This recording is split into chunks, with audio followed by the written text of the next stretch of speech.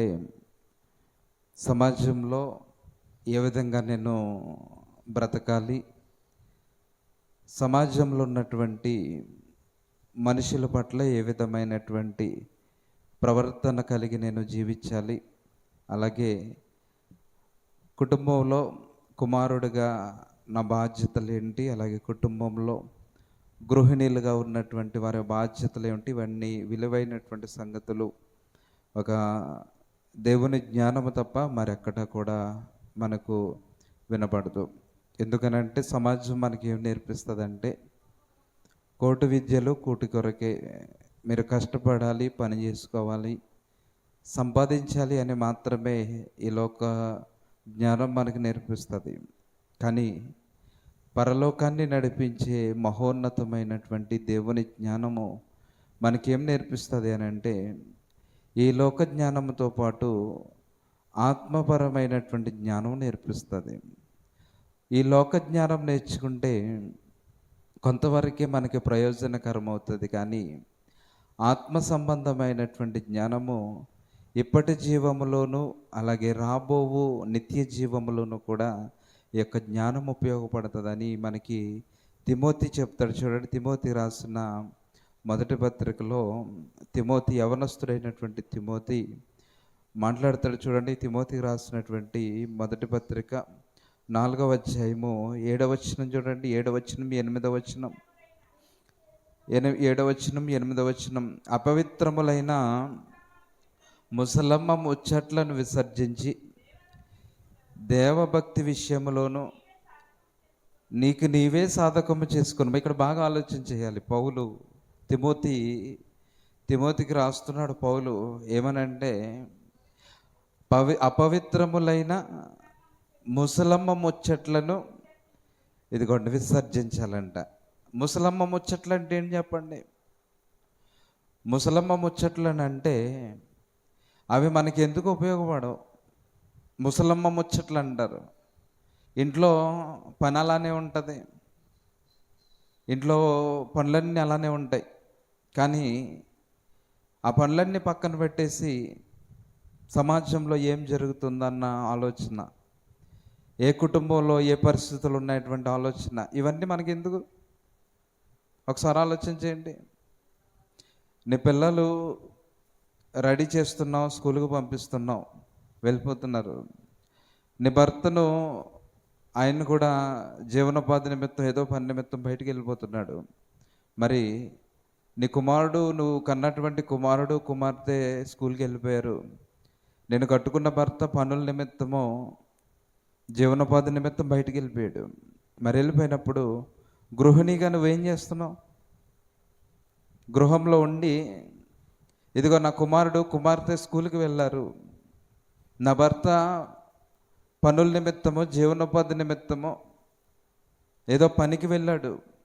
మరి స్కూల్కి వెళ్ళినటువంటి పిల్లల కొరకు, పనిలోకి వెళ్ళినటువంటి నీ భర్త కొరకు, లేకపోతే పనిలోకి వెళ్ళిన నీ తండ్రి కొరకు, నీ తల్లి కొరకు కనీసం ఒక 10 నిమిషాలు మోకరించి గదిలో తలుపేసుకుని, తండ్రి ఇదిగో నా పిల్లలు స్కూల్కి వెళ్ళారు, సైకిల్ మీద వెళ్ళారు, లేకపోతే స్కూల్ బస్సు మీద వెళ్ళారు, వెళ్ళినటువంటి నా బిడ్డలు క్షేమంగా స్కూల్కి వెళ్ళి చక్కగా చదువుకొని, స్కూల్లో రకరకాల పిల్లలు ఉంటారు, అటువంటి చెడు అలవాట్లు, చెడు మాటలు నా పిల్లలకు రాకుండా మీ కాపుదల ఇవ్వండి తండ్రి అని ఏ తల్లిదండ్రులైనా ప్రార్థన చేస్తున్నారు ఈరోజు.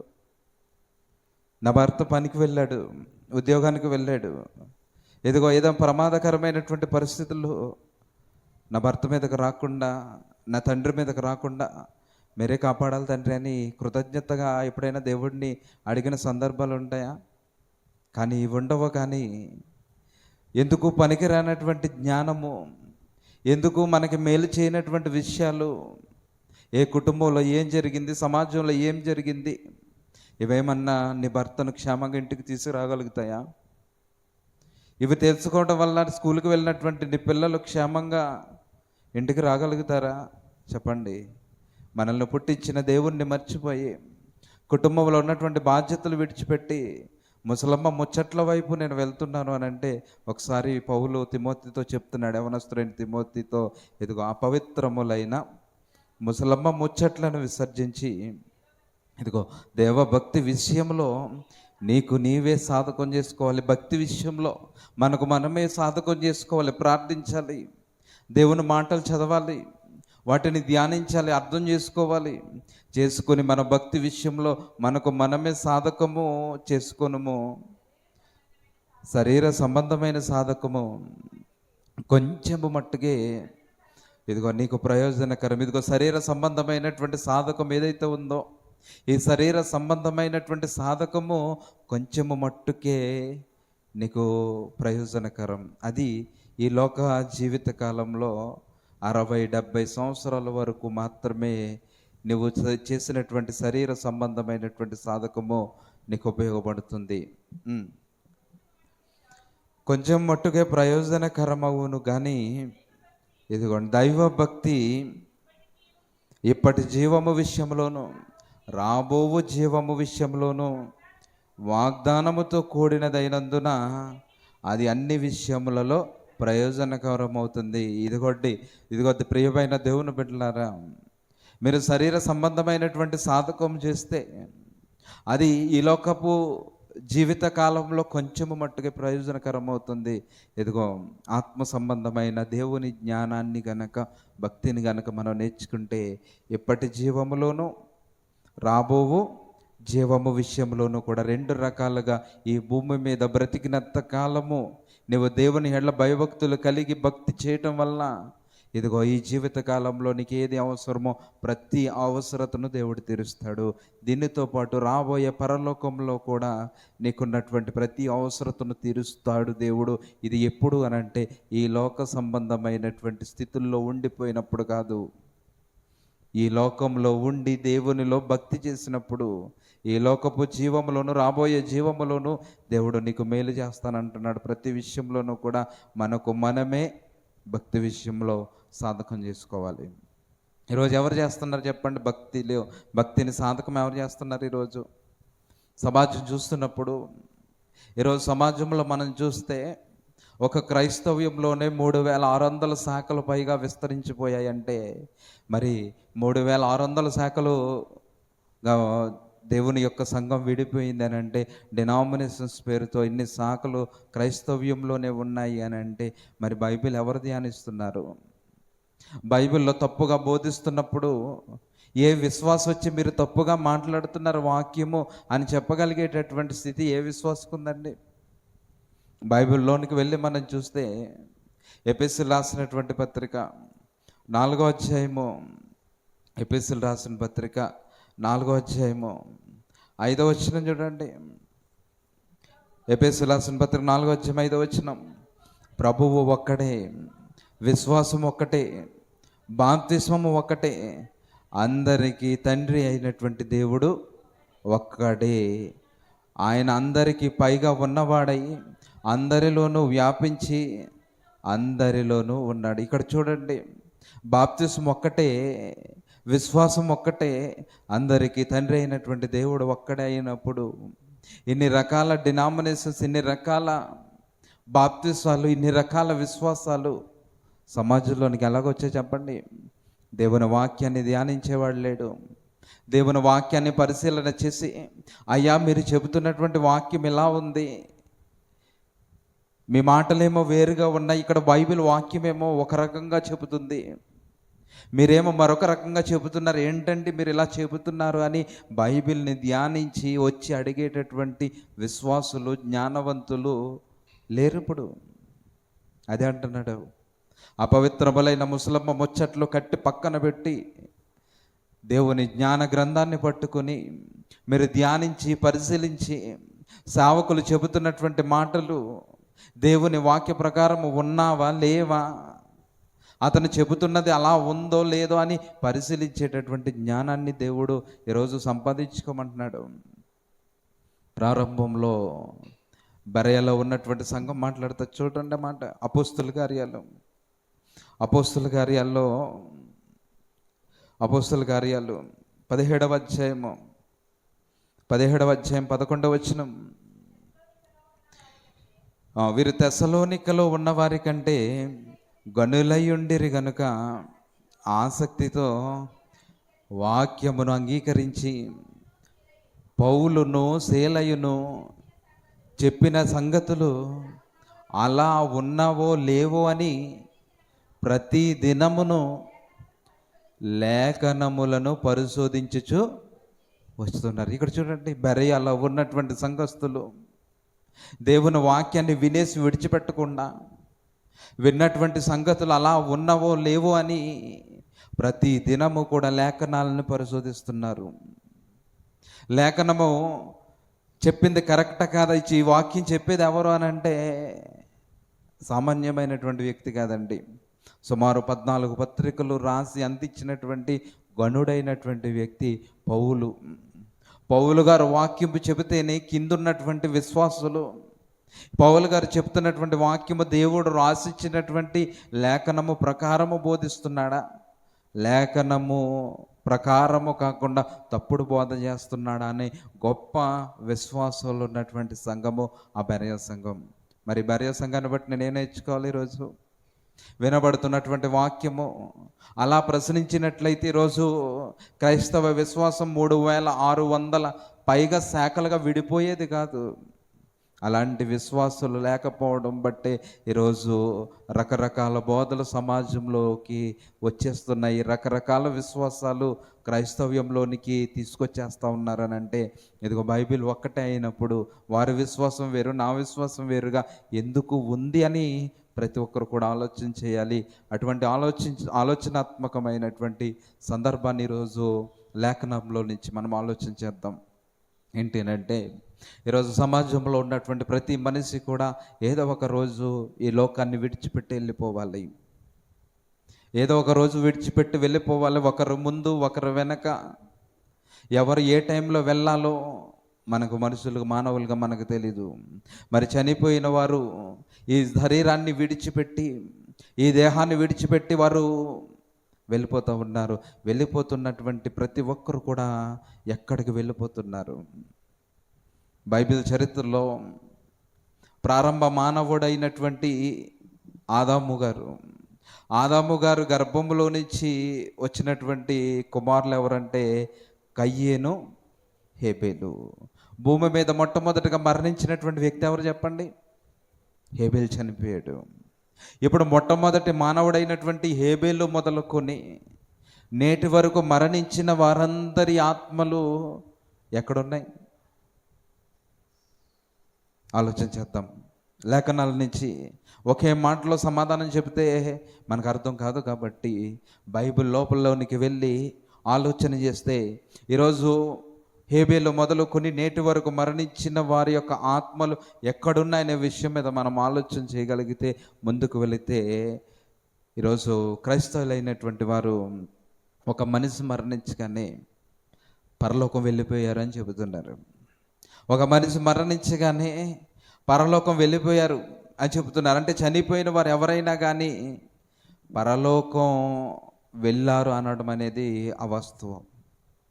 చనిపోయిన వెంటనే పరలోకం వెళ్ళిపోయాడు అనేది అవాస్తవం. ఎందుకనంటే మనుషులు చెప్పింది తప్పకుండా తప్పు ఉంటుంది. కాబట్టి మనం మనుషుల మాటలను నమ్మకుండా దేవుని యొక్క మాటలను మనం ఆలోచన చేస్తే చూద్దాం. యోహాను సువార్త 5వ అధ్యాయం, యోహాను సువార్త 5వ అధ్యాయము 39వ వచనం చూడండి. యోహాను సువార్త 5వ అధ్యాయము 39వ వచనం.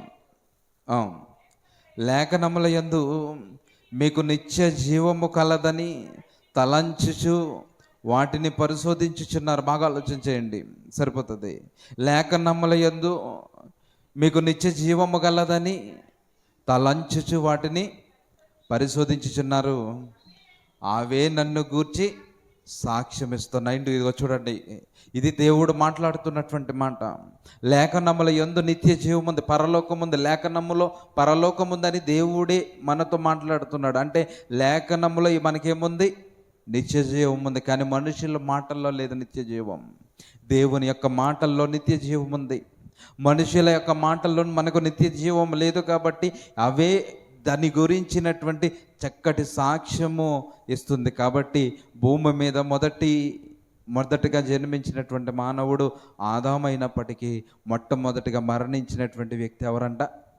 హేబేలు మొట్టమొదటిగా మరణించాడు. మరి హేబేలు నుంచి నేటి వరకు మరణించినటువంటి ఆత్మలు ఎక్కడున్నాయి అని అంటే స్వర్గస్థులైనారు అని చెబుతున్నారు. అని అంటే స్వర్గస్థులైనారంటే స్వర్గంలోనికి వెళ్ళిపోయారు అని అంటే అది ఖచ్చితంగా అవాస్తవం. మరి స్వర్గంలోనికి వెళ్ళకుండా మరణించినటువంటి ఆత్మలు ఎక్కడికి వెళ్ళినాయి అని మనం దేవుని యొక్క వాక్యం దగ్గర పెట్టుకుని ఆలోచన చేస్తే మనం కూడా చాలామంది సమాధి కార్యక్రమం దగ్గరకు వస్తారు. ఏమని ప్రార్థన చేస్తారు? తండ్రి, ఈ ఆత్మను పరలోకము చేరిపోయాడు అన్నట్టుగానే ప్రార్థన చేస్తారు. కానీ వాస్తవం ఏంటి అని అంటే ఈరోజు లేఖలోకి వెళ్ళి మనం ఆలోచన చేయగలిగితే ఆదికాండ గ్రంథము 25వ అధ్యాయము, ఆదికాండ గ్రంథము 25వ అధ్యాయము 8వ వచనం చూడండి. ఆదికాండ గ్రంథం 25వ అధ్యాయం 8వ వచనం. అబ్రహాము నిండు వృద్ధాప్యమునకు వచ్చిన వాడై మంచి ముసలితనమున ప్రాణము విడిచి మృతి పొంది తన పితరుల యొద్దకు చేర్చబడను. ఇదిగోండి, అబ్రహాము నిండు వృద్ధాప్యంలో మరణించాడు. ముసలితనంలో తన ప్రాణాన్ని విడిచిపెట్టి, తన దేహాన్ని విడిచి తన ఆత్మ ఎక్కడికి వెళ్ళిందంట? తన పితరుల దగ్గరికి వెళ్ళిపోయింది. ఇక్కడ వాస్తవంగా దేవుడు ఏం రాయించాలి అని అంటే పరలోకము వెళ్ళిపోయిందని రాయించాలి. కానీ ఇక్కడ అలా రాయించలేదు దేవుడు. తన పితరులు కొంతమంది అబ్రహాము కంటే కొంతమంది ముందు చనిపోయిన వారు ఉన్నారు. ఈ చనిపోయిన వారందరూ కూడా ఒక ప్రాంతంలో ఉన్నారు, ఒక ప్రదేశంలో ఉన్నారు. ఆ ప్రదేశంలోనికి తన పితరుల దగ్గరికి ఈ అబ్రహాము గారు కూడా నిండు వృద్ధాప్యంలో ఈ దేహాన్ని విడిచి వెళ్ళిపోయారు. ఈ విడిచినటువంటి దేహాన్ని మట్టికి అప్పగించారు. తాను దయచేసినటువంటి ఆత్మ దేవుని దగ్గరికి వెళ్ళిపోయింది. అది ఏ స్థలంలోకి వెళ్ళింది అన్నది మరి కొంచెం ముందుకు వెళ్ళి మనం ఆలోచన చేస్తే మరొక సందర్భం చూస్తే ఇదే ఆదికాండ గ్రంథము 35వ అధ్యాయము, ఆదికాండ గ్రంథము 35వ అధ్యాయము 28, 29 వచనాలు చూస్తే ఇస్సాకు బ్రతికిన దినములు 180 సంవత్సరములు. ఇస్సాకు కాలము నిండిన వృద్ధుడై ప్రాణము విడచి మృతి పొంది తన పితరుల యొద్దకు చేర్చబడెను. అతని కుమారుడైన యాసావు, యాకోబులు అతన్ని బాధ పెట్టేశారు. ఇక్కడ అబ్రహాము గర్భంలో నుంచి వచ్చినటువంటి ఇస్సాకును గురించి కూడా దేవుడు ఇక్కడ రాయించాడు. ఇతను 170 సంవత్సరాలు బ్రతికి ఇస్సాకు కాలము నిండిన వృద్ధుడై ప్రాణము విడిచి మృతి పొందెను, తన పితరుల యొద్దకు చేర్చబడను. అంటే ఇక్కడ ఇస్సాకు గారు కూడా మరణించిన తర్వాత తన యొక్క ఆత్మ ఎక్కడికి వెళ్ళిందని చెప్తున్నాడు? తన పితరుల దగ్గరికి వెళ్ళిందని మాత్రమే వాక్యం చెప్తుంది తప్ప పరలోకానికి చేర్చబడ్డాడు అని చెప్పలేదు. ఇంకా మరి ముందుకు వెళ్ళి ఆలోచన చేయగలిగితే దేవునికి అత్యంత ఇష్టమైనటువంటి, దేవుడంటే అపారమైనటువంటి ప్రేమ కలిగినటువంటి ఒక వ్యక్తి మనకి దావీదు గారు కనబడతారు. ఇప్పుడు ఈ దావీదు గారు కూడా ఖచ్చితంగా ఎవరినైనా అడిగితే దావీదు గారు ఎక్కడికి వెళ్ళారని అడిగితే టక్కుమని క్రైస్తవులైనటువంటి ప్రతి ఒక్కరు చెప్పే సమాధానం ఏంటో తెలుసా? ఖచ్చితంగా 100% పరలోకానికి వెళ్ళిపోయారని చెప్తారు. కానీ బైబిల్ని అడిగితే బైబిల్ ఏం చెబుతుందో మనం ఒకసారి చూస్తే అపోస్తుల కార్యాలు 2వ అధ్యాయము, అపోస్తుల కార్యాలు 2వ అధ్యాయము 34వ వచనం. అపోస్తుల కార్యాలు 2వ అధ్యాయం 34వ వచనం. దావీదు పరలోకమునకు ఎక్కిపోలేదు. చూడండి, దావీదు అంట ఎక్కడికి ఎక్కిపోలేదంట? పరలోకానికి ఎక్కిపోలేదంట. మరి ఏంటండి? మరి క్రైస్తవులైన వారు చేసేటటువంటి ప్రార్థన ఏంటి? పరలోకం వెళ్ళిపోయారని ప్రార్థన చేస్తూ ఉన్నారు. మరి దావీదు గురించి దేవుడే పరిశుద్ధాత్మ ప్రేరణలో ఇంకా దావీదు కూడా ఇంకా పరలోకమునకు ఎక్కిపోలేదు అని ఇక్కడ దావీదు గురించి పరిశుద్ధాత్మ సాక్ష్యమిస్తున్నాడు. మళ్ళీ చదవండి అన్నమాట. దావీదు పరలోకమునకు ఎక్కిపోలేదు. చూడండి, దావీదు పరలోకానికి ఎక్కిపోలేదు అని అంటే మరి ఈరోజు మరి క్రైస్తవులు చనిపోతున్నటువంటి వారందరూ కూడా మరి ఎక్కడికి వెళ్తున్నారు? మరి పరలోకం మరి ఎవరు వెళ్ళారు? పరలోకంలో ఉన్నటువంటి వాతావరణము ఎలా ఉంటుందో ఈరోజు లేఖనాల్లో చదువుకుంటున్నాం తప్ప పరలోకాన్ని అనుభవించి వచ్చి చెప్పినటువంటి వారు ఎవరైనా ఉన్నారా అని మనం బైబిల్ని అడిగితే సమాధానం చెప్పేటటువంటి సమాధానం ఏంటో తెలుసా? యేసుక్రీస్తు తప్ప ఎవ్వరు కూడా పరలోకంలో ఇప్పటికీ అడుగు పెట్టలేదు. తండ్రి అయినటువంటి దేవుడు, తన కుమారుడు అయినటువంటి యేసుక్రీస్తు, పరిశుద్ధాత్మ దేవుడు, వీరు తప్ప పరలోకంలో అడుగు పెట్టినటువంటి వారు ఒక్కరు కూడా లేరు. యోహాను సువార్త 8వ అధ్యాయము, యోహాను సువార్త 8వ అధ్యాయము, యోహాను సువార్త 8వ అధ్యాయము 48వ వచనం నుంచి మనం చూస్తే, అందుకు యూదులు నీవు సమరయుడువును దయ్యము పట్టిన వాడవును అని చెప్పు మాట సరియే కదా ఆయనతో చెప్పగా, యేసు నేను దయ్యము పట్టిన వాడను కాను, నా తండ్రిని గణపరిచేవాడను, మీరు నన్ను అవమానపరుచుచున్నారు. నేను నా మహిమను వెతుకుటలేదు, వెతుకుచు తీర్పు తీర్చుచు వండువాడొకడు కలడు. ఒకడు నా మాట గైకొనిన ఎడల వాడెన్నడును మరణము పొందడని మీతో నిశ్చయముగా చెప్పుచున్నానని ఉత్తరమిచ్చెను. అందుకు యూదులు, నీవు దయ్యము పట్టిన వాడవనియు ఇప్పుడు ఎరుగుదుము, అబ్రహామును ప్రవక్తనలను చనిపోయిరి, అయినను ఒకడు నా మాట గైకొనని ఎడల వాడు ఎన్నడును మరణము రుచి చూడరని నీవు చెప్పుచున్నావు. ఆ తండ్రి అయిన అబ్రహాము నీవతని కంటే గొప్పవాడివా? ప్రవక్తలను చనిపోయిరి, నీవెవడవని చెప్పుకొనుచున్నావని ఆయన అడిగిరి. అందుకు యేసు, నన్ను నేనే మహిమ పరుచుకొనిన ఎడల నా మహిమ వట్టిది. మా దేవుడని మీరెవరిని గూర్చి చెప్పుదురో ఆ నా తండ్రియే నన్ను మహిమపరచుచున్నాడు.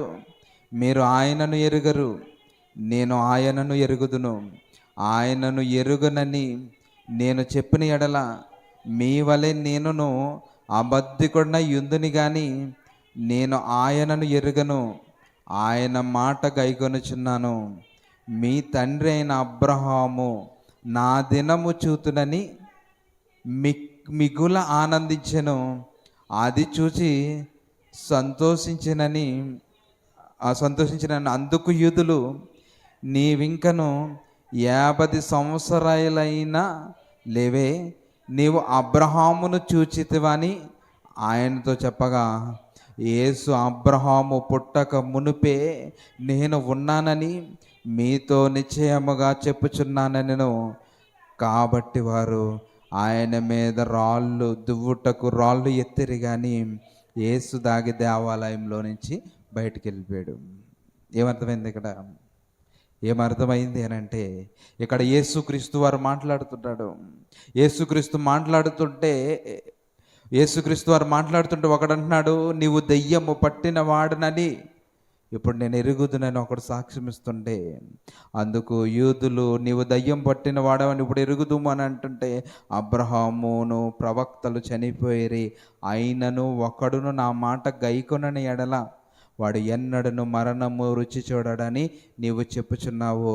మరి ఇలా నువ్వు చెప్తున్నావు కదా, మరి తండ్రి అయినటువంటి అబ్రహాము చనిపోయాడు కదా, అబ్రహాము కంటే నువ్వు గొప్పవాడవా అనేటటువంటి వాదన శిష్యులకు, సమాజంలో ఉన్నటువంటి జనులకు యేసుక్రీస్తుకు మధ్యన వాదం జరుగుతుంది.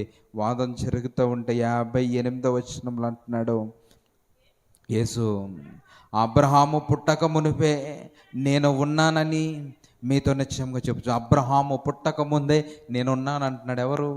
యేసుక్రీస్తు. అంటే అబ్రహాము గారు పుట్టక ముందే పరలోకంలో ఎవరున్నారు? యేసుక్రీస్తున్నారు. అంటే ఒక్క యేసుక్రీస్తు తప్ప పరలోకంలో ఎవ్వరు కూడా అడుగు పెట్టినటువంటి సందర్భాలు మనకు బైబిల్లో ఎక్కడా కూడా మనకు కనబడవు. ప్రియమైన దేవుని బిడ్డలారా, ఇంకా ముందుకు వెళ్ళి మనం ఆలోచన చేయగలిగితే, యేసు తప్ప, యేసుక్రీస్తు తప్ప ఎవరు కూడా ఎప్పటి వరకు కూడా పరలోకాన్ని చూడలేదు, చూడలేరు కూడా. ఇక ముందుకు వెళ్ళి మనం ఆలోచన చేయగలదు. యోహాను సువార్త 3వ అధ్యాయము 33వ వచనంలో, యోహాను సువార్త 3వ అధ్యాయము 33వ వచనం, ఆయన సాక్ష్యం అంగీకరించిన వాడు దేవుడు సత్యవంతుడు అన్న మాటకు ముద్ర వేసి ఉన్నాడు. ఏలయనగా దేవుడు తాను పంపిన వానికి కొరత లేకుండా ఆత్మను అనుగ్రహించును గనుక ఆయన దేవుని మాటలే పలుకును.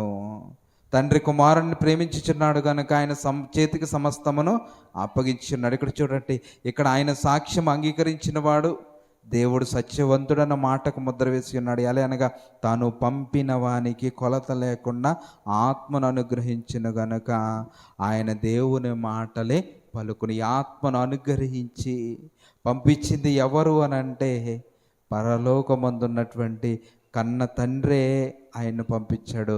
ఇంకా పరలోకమును యేసుక్రీస్తు మాత్రమే చూశారు అనడానికి సాక్ష్యం 8వ అధ్యాయము, యోహాను సువార్త 8వ అధ్యాయము 26వ వచనం చూడండి. 8వ అధ్యాయం 26వ వచనం, మిమ్మల్ని గూర్చి చెప్పుటకును తీర్పు తీర్చుటకును చాలా సంగతులు నాకు కలవు కానీ నన్ను పంపిన వాడు సత్యవంతుడు. అంటే ఇన్నొకరు పంపించారు. ఎవరు? పరలోకపు తండ్రి పంపించాడు. నన్ను పంపించినటువంటి వాడు సత్యవంతుడును, నేను ఆయన యొద్ద వినిన సంగతులే లోకమునకు బోధించుచున్నానని చెప్పాడు. యేసుక్రీస్తు మాట్లాడుతున్నారు. పరలోకపు తండ్రి దగ్గర వినినటువంటి సంగతులే ఈ భూమి మీద బోధిస్తూ ఉన్నాడు. ఇప్పుడు పరలోకములో తండ్రి దగ్గర జ్ఞానాన్ని నేర్చుకొని ఈ భూమి మీదకి వచ్చి ప్రకటించాడు యేసుక్రీస్తు. యేసుక్రీస్తు ప్రకటించారు అని అంటే ఇప్పుడు ఆ జ్ఞానం ఎవరిది? పరలోకపు తండ్రి జ్ఞానం. ఆ తండ్రి జ్ఞానాన్ని భూమి మీద బోధిస్తూ ఉంటే శాస్త్రులు ఆశ్చర్యపడ్డారు, చుట్టూ ఉన్నటువంటి సమాజం ఆశ్చర్యపడింది, మొత్తం సమాజంలో ఉన్న ప్రతి ఒక్కరూ కూడా ఆశ్చర్యపడ్డారు అని అంటే ఇప్పుడు ఆయన బోధిస్తున్నటువంటి జ్ఞానం ఎవరిది? పరలోకపు తండ్రి జ్ఞానాన్ని యేసుక్రీస్తు బోధించాడు అని అంటే యేసుక్రీస్తు తప్ప పరలోకాన్ని ఎవ్వరూ చూడలేదు. ఎక్కడి నుంచి? హేబేలు మొదలుకొని నేటికి మరణించిన వారు. మరి మరణించిన వారందరూ కూడా మరి ఎక్కడున్నారు? ఓకే, హేబేల్ దగ్గర నుంచి నేటి వరకు కూడా మరణించినటువంటి వారు పరలోకం వెళ్ళలేదు. మరి పరలోకం వెళ్ళలేదు అని అంటే వేరే ఒక ప్రాంతంలో ఎక్కడో ఉన్నారు. మరి ఆ ప్రాంతం ఏంటో, ఎక్కడున్నారో బైబిల్ చక్కగా మనకి వివరిస్తూ ఉంది. మనం చూస్తే మనకి ఖచ్చితంగా 3 లోకాలు ఉంటాయి. మొదటిది పరలోకం, మనం నివసిస్తున్నటువంటి భూలోకము. మూడవది పాతాళం. పరలోకము, భూలోకము, పాతాళం, ఇవి 3 లోకాలు మనకు కనబడుతూ ఉన్నాయి. ఆల్రెడీ మనము ఈ భూలోకాన్ని అనుభవిస్తూ ఉన్నాం. ఈ భూమి మీద మనము జీవనాన్ని కొనసాగిస్తూ ఉన్నాం, ఈ భూలోకాన్ని అనుభవిస్తూ ఉన్నాం. కానీ మనం చూడని లోకాలు 2 లోకాలు ఉన్నాయి. అది పరలోకము, పాతాళము. ఈ 2 లోకాలు ఎప్పుడు చూస్తాము అని అంటే మన శరీరంలో మనం ఉన్నంత కాలము ఈ 2 లోకాలని చూసేటటువంటి అవకాశము మనకు ఉండదు. ఎప్పుడు ఈ లోకాన్ని చూసేటటువంటి అవకాశం వస్తుంది అని అంటే మన లోపల ఉన్నటువంటి ఒక ఆత్మ ఉంది. ఈ ఆత్మ శరీరాన్ని విడిచిపెట్టి వెళ్ళిపోవాలి. ఎప్పుడైతే వెళ్ళిపోతుందో ఆ మరుక్షణం పాతాళ లోకము చూస్తుంది, పరలోకాన్ని చూడగలిగేటటువంటి శక్తి కూడా మన లోపల ఉన్నటువంటి ఆత్మకి దేవుడు అనుగ్రహిస్తాడు. ఎలా అంటే మీకు అర్థం అవడానికి, ఇప్పుడు మన దేశం ఒక్కటే, మన దేశము ఒకటే, రాష్ట్రాలు వేరు, దేశం ఒకటే, రాష్ట్రాలు వేరు. అలానే మనకి పాతాళంలో దేవుడు 2 భాగాలుగా విభజించాడు. అవి మీరు ఇంకా ముందుకు వెళ్ళేటప్పుడు మనకు అర్థమవుతుంది. మరి ముందుకు వెళ్ళి మనం ఆలోచన చేద్దాం. ఇప్పుడు దేశం ఒక్కటే, మనందరిది కూడా ఏం దేశం? భారతదేశం. కానీ రాష్ట్రాలు వేరు. రాష్ట్రం ఒక్కటే, అందులో జిల్లాలు వేరు. అవి ఎలా ఉంటాయో పాతాళ లోకంలో కూడా దేవుడు అలాంటి పరిస్థితిని కలిగించాడు. ముందుకు వెళ్ళి చూస్తే లాజరు నెమ్మది పొందుచు ఉన్నాడు. మనకు తెలుసు కదా, అబ్రహాము రమ్మును అనుకుని నెమ్మది పొందుచు ఉన్నాడు. ఇప్పుడు ఈ నెమ్మది పొందేటటువంటి స్థలానికి ఏదైనా పేరుందా? నెమ్మది పొందే స్థలం. ఆ సందర్భం చూద్దాం. లోకసువార్త ఎంతమ్మా? లోకసువార్త 16వ అధ్యాయము 19వ వచనం. లోకసువార్త 16వ అధ్యాయం 19వ వచనం. 23వ వచనంకి వచ్చి చూద్దాం. 23వ వచనం. ఇదంతా మనకు తెలుసు కదా. 22 నుంచి చూద్దాం. ఆ దరిద్రుడు చనిపోయి దేవదూతల చేత అబ్రహాము రొమ్మున ఆనుకొనుటకు కొనిపోబడెను.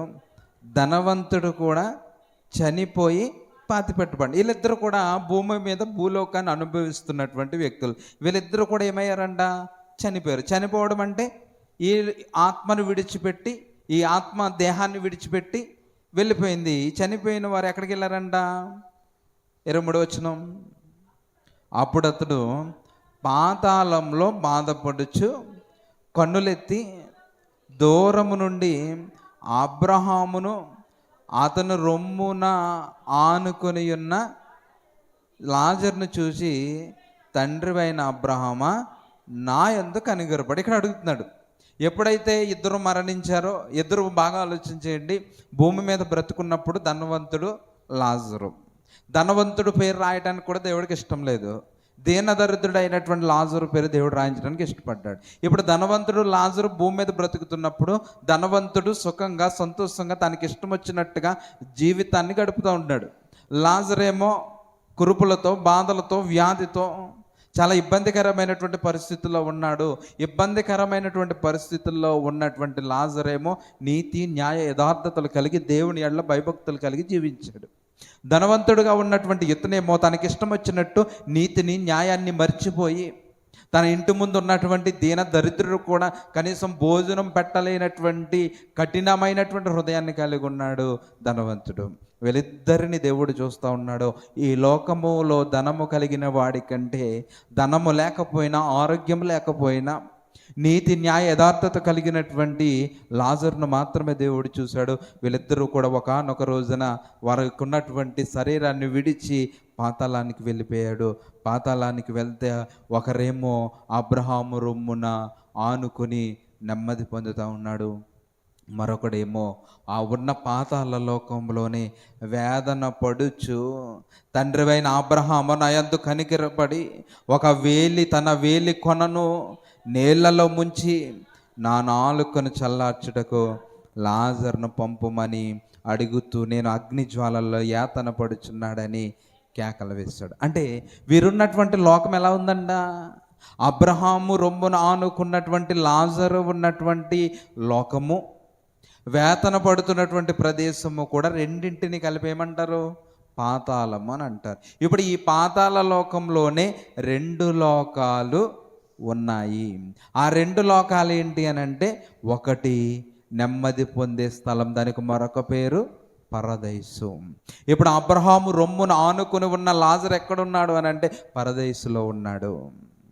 వేదన పొందుతున్నటువంటి వాడేమో నిత్యమైనటువంటి నరకానికి దగ్గరగా ఉన్నటువంటి నరకలోకంలో భయంకరమైనటువంటి యాతన పడతా అక్కడ ధనవంతుడు ఉన్నాడు.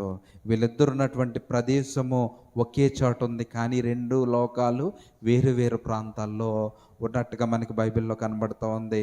చూద్దాం. యేసుక్రీస్తు వారు సిలువలో మరణిస్తూ ఉన్నప్పుడు ఒక మాట పలుకుతారు, నువ్వు నేడు నాతో కూడా పరదైసులో ఉంది. ఇదే లోకసువార్త 23వ అధ్యాయము 43వ వచనం.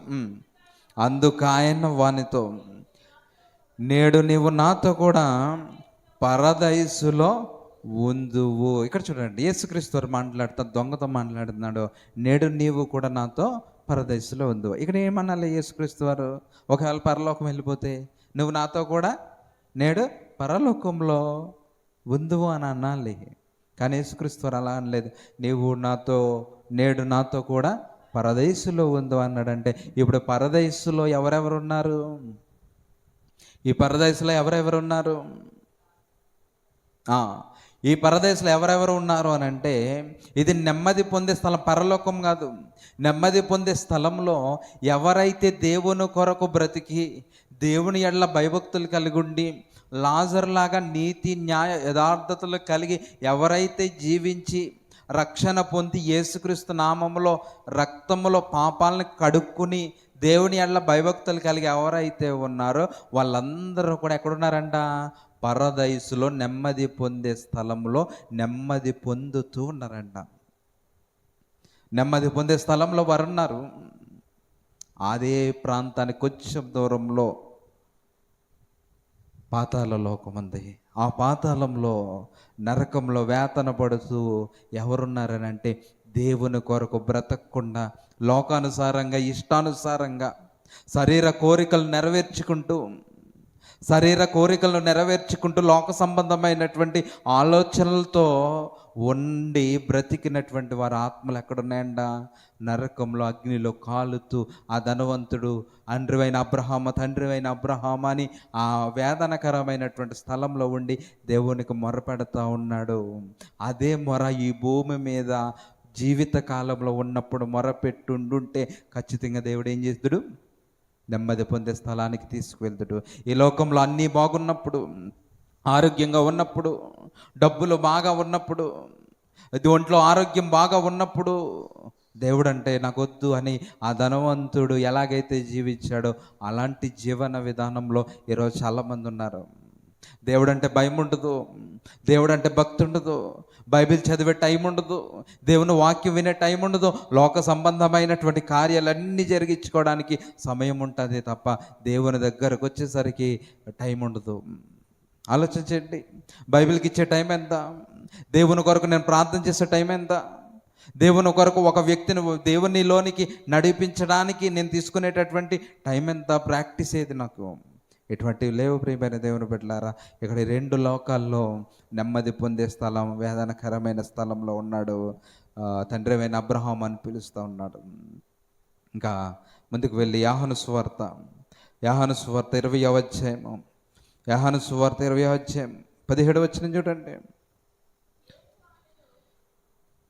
యోహాను సువార్త 20వ అధ్యాయము 17వ వచనం. యేసు ఆమెతో, నేను ఇంకనూ తండ్రి యొద్దకు ఎక్కిపోలేదు. ఇక్కడ చూడండి, అందుకు యేసు ఆమెతో అంటున్నాడు, నేను ఇంకనే ఎక్కడికి ఎక్కిపోలేదు? తండ్రి దగ్గరికి ఎక్కిపోలేదు. అంటే తండ్రి ఎక్కడున్నాడు? పరలోకంలో ఉన్నాడు. నేను ఇంకా తండ్రి దగ్గరికి ఎక్కిపోలేదు. ఈ మాట ఎప్పుడు మాట్లాడుతున్నాడు అని అంటే, యేసుక్రీస్తు వారు పునరుత్థానుడై వచ్చిన తర్వాత మాట్లాడుతున్నటువంటి మాట ఇది. ఇదిగో నేను ఇంకా తండ్రి దగ్గరికి వెళ్ళలేదు కాబట్టి నన్ను ముట్టుకోవద్దు అన్నాడు. ఇప్పుడు నన్ను ముట్టుకోవద్దంటే ఆయన ఏ శరీరంలో ఉన్నాడు? మహిమ శరీరంలో ఉన్నాడు. కాబట్టి నేను ఇంకా తండ్రి దగ్గరికి నేను వెళ్ళలేదు కాబట్టి నన్ను ఇంకా ముట్టుకోవద్దు అని అంటున్నాడు. ప్రియమైన దేవుని బిడ్డలారా, అంటే యేసుక్రీస్తు వారు కూడా అప్పటికి ఎక్కడికి వెళ్ళలేదు? పరలోకానికి, తండ్రి ఉన్నటువంటి లోకానికి వెళ్ళలేదు. ఇంకా చూద్దాం, హెబ్రీయులకు రాసిన పత్రిక 11వ అధ్యాయము, హెబ్రీయులకు రాసిన పత్రిక 11వ అధ్యాయము 39వ వచనం చూడండి. వీరందరూ తమ విశ్వాసము ద్వారా సాక్ష్యము పొందిన వారైనను మనము లేకుండా సంపూర్ణులు కాకుండానట్లు దేవుడు మన కొరకు మరి శ్రేష్టమైన దానిని ముందుగా సిద్ధపరిచిన గనుక వీరు వాగ్దాన ఫలము అనుభవించలేదు. ఈ 11వ అధ్యాయంలో విశ్వాస వీరుల యొక్క జాబితా ఉంటుంది. ఎవరైతే అబ్రహాము దగ్గర నుంచి దావీదు గారి చరిత్ర, ఇలా కొంతమంది విశ్వాస వీరులు ఉన్నారు. చూడండి, అదే 11వ అధ్యాయము 32వ వచనంని చూస్తే, గిద్యోను, బారాకు, సంసోను, యోప్తా, దావీదు, సమూయేలు వారిని గురించి, ప్రవక్తలను గురించి వివరించుటకు సమయము చాలదు. వారు విశ్వాసము ద్వారా రాజ్యములను ఇలా జరిగించినటువంటి కొంతమంది విశ్వాస వీరుల జాబితా ఉంది. వీరు కూడా ఎక్కడికి వెళ్ళలేదంట? పరలోకానికి వెళ్ళలేదంట. ఎందుకు వెళ్ళలేదు అని అంటే, ఇక్కడ చూడండి, అదే చెప్తున్నాడు 39వ వచనంలో, వీరందరూ తమ విశ్వాసము ద్వారా సాక్ష్యము పొందిన వారైనను మనము లేకుండా, అంటే ఇప్పుడు వారితో పాటు పరలోకం వెళ్ళాలి అని అంటే ఈ భూమి మీద ఉన్నటువంటి మనము కూడా వారితో పాటు వెళ్ళాలి. అందుకే దేవుడు అందరినీ ఒకేసారి తీసుకురావడం కొరకు వాళ్ళు పరదైసులో ఉంచాడు. ఇప్పుడు వీరు ఎంతకాలం పరదైసులో ఉంటారన్నది మనకు తెలీదు. ఎవరి దగ్గర నుంచి? హేబేలు దగ్గర నుంచి యేసుక్రీస్తు రెండవ రాకడ వరకు దేవుడు వాళ్ళందరినీ కూడా ఎక్కడ ఉంచుతాడు? పరదేశంలోనే ఉంచుతాడు. ఎంతకాలం ఉంటుందన్నది మనకు తెలియదు. కాబట్టి మనందరము కలిసి ఒకేసారి తండ్రి లోకానికి వెళ్ళాలని, మనకంటే ముందు చనిపోయిన వారి ఆత్మలు దేవుడు నెమ్మది పొంది విశ్రాంతి స్థలంలో దేవుడు ఉంచాడు. అదే మాట వారితో మాట్లాడుతాను. మనము లేకుండా సంపూర్ణులు కాకుండా నిమిత్తము దేవుడు మన కొరకు మరి శ్రేష్టమైన దానిని ముందుగా సిద్ధపరిచిన కనుక వీరు వాగ్దాన ఫలము అనుభవించలేదు. మరి ఎప్పుడు అనుభవిస్తారు వీళ్ళు? దేవుడు ఎంతవరకు, ఎప్పుడు ఆయన రెండవ రాకడ వస్తుందో రెండవ రాకడ వరకు కూడా వీరు పరదైసులోనే వారు నెమ్మది పొందుతూ విశ్రాంతి పొందుతూ ఉంటారు. వీరు విశ్రాంతి పొందుతూ వీరు మాట్లాడతారు చూడండి. మనకి పరదేశంలో ఉన్నటువంటి వారు మాట్లాడతారు చూడండి. ప్రకటన గ్రంథము ముగించుకుందాం. ప్రకటన గ్రంథము 6వ అధ్యాయము, ప్రకటన గ్రంథం 6వ అధ్యాయము 10వ వచనం చూడండి. ఈ మాట ఎవరు మాట్లాడుతున్నారంటే పరదైసులో మనకంటే ముందు చనిపోయి విశ్రాంతి పొందుతున్నటువంటి ఆత్మలు మాట్లాడుతున్నారు. వారు, నాదా సత్యస్వరూపి పరిశుద్ధుడా, ఎందాక తీర్పు తీర్చకయు మా రక్తము నిమిత్తము భూ నివాసులకు ప్రతిదండన చేయకయు ఉందువని బిగ్గరగా కేకలేస్తున్నాయి. వీళ్ళందరూ ఎవరు అని అంటే బిగ్గరగా కేకలేస్తున్నది మనకంటే ముందు మరణించినటువంటి ఆత్మలు, మనకంటే ముందు చనిపోయిన వారి ఆత్మలు దేవుడితో మాట్లాడుతున్నాయి. నాదా సత్యస్వరూపి, నీవు పరిశుద్ధుడా, నువ్వు ఎందాక తీర్పు తీర్చకుండా మా రక్తము నిమిత్తము భూనివాసులకు ప్రతిదండన చేయకుండా ఉంటామని అడుగుతున్నారంటే, ఇప్పుడు మాకంటే ముందు మన పితరులు వెళ్ళిపోయారు. మన పితరులు అడుగుతున్నారు, ఈ ఉన్నతమైనటువంటి మహాలోకానికి, ఇంత గొప్ప నెమ్మది పొందేటటువంటి లోకానికి, ఇదిగో భూమి మీద ఉన్నటువంటి మా రక్త సంబంధులు ఉన్నారు, వారిని కూడా తొందరగా తీసుకొచ్చే తండ్రి అని అడుగుతున్నారు. మనమేమేమనుకుంటాం? నా పితరుడు వెళ్ళిపోయాడు, నా తండ్రి వెళ్ళిపోయాడు, నా భర్త వెళ్ళిపోయాడు, నా పిల్లలు వెళ్ళిపోయారని మనం బాధపడుతూ ఉంటాం. కానీ నిత్య రాజ్యమైనటువంటి పరలోకానికి వెళ్ళడానికి సిద్ధముగా ఉండి నెమ్మది పొందే స్థలంలో వారు ఉండి వారు ఏం కోరుకుంటున్నారో తెలుసా? ఇదిగో నా రక్త సంబంధాలు ఉన్న వారు కూడా తొందరగా ఇక్కడికి వచ్చేయాలని వాళ్ళు కోరుకుంటున్నాడు. మనం ఏమనుకుంటాం? మనకి దేవుని జ్ఞానం అర్థం కాక, దేవుని యొక్క మనసు తెలియక చనిపోయిన వారిని బట్టి విలాపిస్తున్నాం, ఏడుస్తున్నాం, బాధపడుతున్నాం, రోదన చెందుతున్నాం. కానీ వారు ఉన్నటువంటి లోకం ఎలాంటిదో తెలుసా? చాలా ఉన్నతమైనటువంటి రాజ్యంలో వారు ఉన్నారు. నెమ్మది పొందే స్థలములో ఎటువంటి ఇబ్బంది లేకుండా, బాధ లేకుండా, సుఖంగా సంతోషంగా వారు జీవిస్తా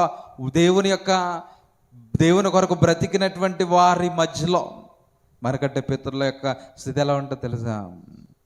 మోసే గారిని వాళ్ళు చూస్తారు, అబ్రహాం గారిని చూస్తారు, దావీదు గారిని చూస్తారు. వీళ్ళందరూ కూడా దేవుని కొరకు బ్రతికి నెమ్మది పొందే స్థలంలో ఉన్నారు. మనకంటే ముందు చనిపోయిన వారు వాళ్ళందరితో కలిసి ఇదిగో మోసే దగ్గరికి వెళ్తాడు. మనకంటే ముందు చనిపోయిన వారు మోసే గారి దగ్గరికి వెళ్తాం. మోసే గారు, ఇన్ని సంవత్సరాలు, మీరు 40 సంవత్సరాలు ఇశ్రాయేలుని ఎలా నడిపించారు అని వారితో అడుగుతారండి వాళ్ళు. అటువంటి స్థితిలో మనకంటే ముందు చనిపోయిన వారు ఉన్నారు. అటువంటి స్థితిని చూసి వారు, నాదా సత్యస్వరూపి పరిశుద్ధుడు, ఎందాక తీర్పు తెచ్చకుండా ఎప్పుడు నా రక్త సంబంధాలు నా దగ్గరకు తీసుకొస్తావని ఆ నెమ్మది పొందే స్థలంలో ఉండి దేవునికి మొరపెడతా ఉన్నారు. మా రక్తము నిమిత్తము భూనివాసులకు ప్రతిదండన చేయకుండా నువ్వు ఉంటావని వారిని అడుగుతూ ఉన్నారు. చూడండి మళ్ళీ చదవండి. నాదా సత్యస్వరూపి పరిశుద్ధుడా, ఎందాక తీర్పు తీర్చగయు మా రక్తము నిమిత్తము భూనివాసులకు ప్రతిదండన చేయకుండా ఉందువని బిగ్గరగా కేకలేసిరి. తెల్లని వస్త్రములు వారిలో ప్రతి వానికి ఇయ్యబడెను, మరియు వారి వలనే చంపబడబోవు వారి సహదాసుల యొక్కయు సహోదరుల యొక్కయు లెక్క పూర్తి యొగు వరకు ఇంకా కొంచెము కాలము విశ్రమింపవలెనని వారితో చెప్తున్నాడు. దేవుడు ఏం చెప్తున్నాడు తెలుసా? ఇదిగో వారి వలనే చంపబడబో వారి సహదాసుల యొక్క సహోదరుల యొక్క లెక్క పూర్తి. దేవుడికి ఒక లెక్క ఉంది. ఇంతమంది పరలోక రాజ్యానికి రావాలన్న లెక్క ఉంది. ఆ లెక్క పూర్తయ్యేంత వరకు ఇదిగో హేబేల్ దగ్గర నుంచి నిన్నటి వరకు చనిపోయిన వారందరితో దేవుడు మాట్లాడుతున్నాడు. మీరు కొంచెం టైం విశ్రాంతి తీసుకోండి. మరి ఎందుకు ఒకసారి ఆలోచన చేశారా? మన వాళ్ళు, మన పితరులు నిన్న కాక మొన్న 1 సంవత్సరం 2 సంవత్సరాల క్రితం మన మధ్యలోంచి వెళ్ళిపోయారు. మరి ఆ హేబేలు ఎంతకాలం నుంచి ఆ నెమ్మది పొందే స్థలంలో ఉన్నాడు? హేబేలు తర్వాత అబ్రహాము గారు చనిపోయారు. అబ్రహాము గారు ఎంతకాలం నుంచి పరదేశంలో ఉన్నారు? ఆదాము గారు చనిపోయారు. ఆదాము ఎంతకాలం నుంచి పరదేశంలో ఉన్నారు? మరి వాళ్ళు అన్ని సంవత్సరాల నుంచి ఎదురు చూస్తూ ఉంటే నిన్న కాక మొన్న 1 సంవత్సరం క్రితం వెళ్ళిన మన పితరులు కూడా అబ్రహాము, దావీదు, ఇస్సాకు, యాకోబులతో కలిసి మనం ఎప్పుడు వస్తామా అని వాళ్ళు ఎదురు చూస్తూ ఉంటే ఈరోజు భక్తుల యొక్క మరణాన్ని బట్టి మనం ఏం చేయాలి? సంతోషపడాలి, ఆనందపడాలి. భక్తుల మరణాన్ని బట్టి దేవుడికి ఎంతో సంతోషం. ఎందుకనంటే నా గర్భములో నుంచి, పరలోకములో నుంచి ఆదాము ద్వారా ఈ భూమి మీదకు పంపించినటువంటి నా ఆత్మ మరలా తిరిగి నా దగ్గరికి రాబోతుంది అని అంటే ఒక తండ్రి ఎంత ఆనందిస్తాడు. మన పితరులు, మన పెద్దలు, మన కుటుంబస్తులు మళ్ళీ విడిచిపెట్టి విదేశాలకు వెళ్తారు. వెళ్ళినప్పుడు మనకి ఎంత బాధ ఉంటుంది? చాలా బాధపడతాం. ఎప్పుడు వస్తారు అని చూస్తాం. వాళ్ళు రాగానే మనకు కలిగేటటువంటి ఆనందం ఏంటో చెప్పండి? చాలా సంతోషం. పరలోకపు తండ్రి కూడా అంతే. ఆయన పంపించినప్పుడు, ఈ లోకానికి పంపించినప్పుడు, ఈ భూమి మీదకు పంపించినప్పుడు చాలా బాధపడుతూ పంపించాడు. మరలా తిరిగి ఆయన దగ్గరికి వెళ్ళిపోతున్నప్పుడు పరలోకపు తండ్రికి చాలా సంతోషం. అందుకంటున్నాడు, మోసే ప్రార్థన ఉంటుంది కదా, తరతరముల నుండి మాకు నివాస స్థలము నీవే, నరులారా తిరిగి రండని దేవుడు సెలవిస్తున్నాడు. నరులారా మరలా తిరిగి నా దగ్గరకు వచ్చేయండి అని అడుగుతున్నాడు. ఇప్పుడు ఆయన దగ్గరికి వెళ్ళాలి అని అంటే ఆ మహోన్నతమైనటువంటి లోకము యేసుక్రీస్తు 2వ రాకడలో మాత్రమే మనం చూడగలం. చివరగా యోహాను సువార్త 14వ అధ్యాయం, యోహాను సువార్త 14వ అధ్యాయం 16వ వచనం చూడండి. యోహాను సువార్త 14వ అధ్యాయం 16వ వచనం. నేను తండ్రిని వేడుకొందును, మీ యొద్ద ఎల్లప్పుడూ ఉండుటకై ఆయన వేరొక ఆదరణకర్తను, అనగా సత్య స్వరూపియగు ఆత్మను మీకు అనుగ్రహించును. లోకము ఆయనను చూడదు, ఆయనను ఎరగదు, గనుక ఆయన పొందలేరని. క్షమించండి, 6వ వచనం 14వ అధ్యాయం 6వ వచనం. యేసు నేనే మార్గమును సత్యమును జీవము, నా ద్వారానే తప్ప ఎవ్వడును తండ్రి యొద్దకు రాడు. ఇక్కడ చూడండి, యేసుక్రీస్తు మాట్లాడుతున్నాడు. యేసుక్రీస్తు వారు మాట్లాడుతున్నారు. ఎదుగో నేనే మార్గము, నేనే సత్యము, నేనే జీవము, నా ద్వారా తప్ప ఎవడును కూడా తండ్రి యొద్దకు రాలేడు. అంటే ఇప్పుడు యేసుక్రీస్తు వారే పరలోకానికి మనల్ని తీసుకువెళ్తారు. ఇప్పుడు ఆయన ఎక్కడున్నాడు? తండ్రి ఉన్నటువంటి ఆ మహాలోకంలో ఉన్నాడు.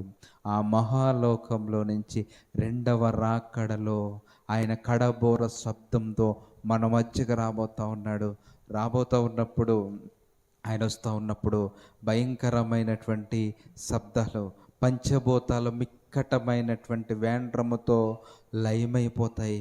ఆ లయమైపోయేటటువంటి శబ్దములో సమాధుల్లో ఉన్నవారు మొదట లేస్తారు. ఈ సమాధుల్లో ఉన్నటువంటి వారందరికీ కూడా మహిమ శరీరాన్ని ఇచ్చి పరదేశుకు వెళ్ళి, పరదేశులో ఉన్నటువంటి మనకంటే ముందు మరణించినటువంటి ఆత్మలను తీసుకుని ఎక్కడికి తీసుకెళ్ళి చెప్తాడు దేవుడు? తండ్రి దగ్గరకు తీసుకువెళ్ళి మన ఆత్మలను అప్పగిస్తాడు. అప్పుడు ఈ లోకానికి అంతమనేది వస్తుంది. చూద్దామన్నమాట. కొరింథీయులకు రాసిన మొదటి పత్రిక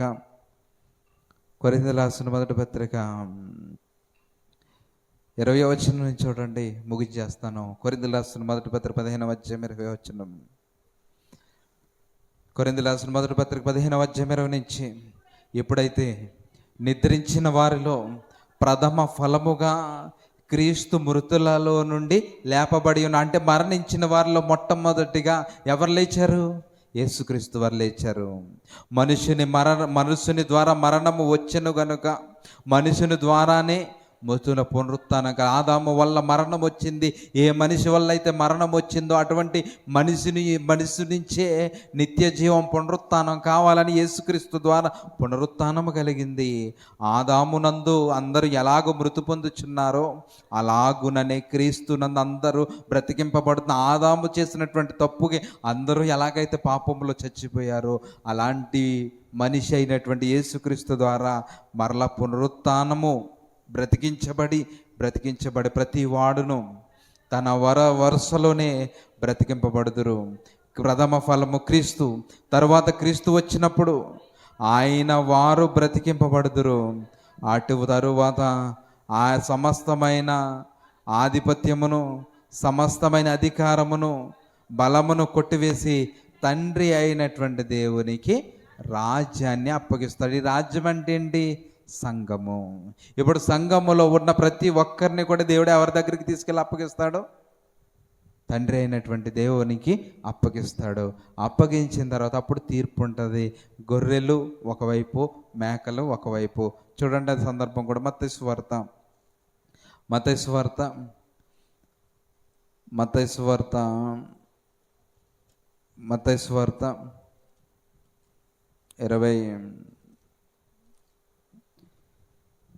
25వ అధ్యాయము 31 నుంచి చివరి వరకు కూడా మీరు ఇంటికి వెళ్ళిన తర్వాత చదువుకోండి.